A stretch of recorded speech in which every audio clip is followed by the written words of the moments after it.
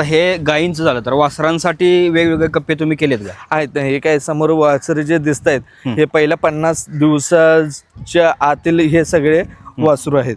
तर ह्यांना इथं सेपरेटली याच्यासाठी ठेवलं जातं ज्यावेळी, कारण डिलिव्हरीच्या वेळेस यांची एनर्जी खूप वेस्ट केली जाते, तर त्यांना एक्स्ट्रा केअरसाठी हे आपण सेपरेटली इथं ठेवतो.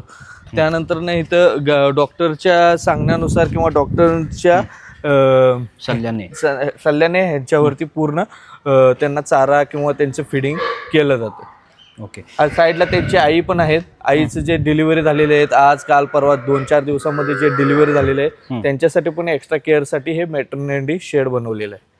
हे छोट्या वासरांना इथे याच्यासाठी ठेवले, पलीकडे त्यांची आई आहे आणि इकडे वासरू आहेत.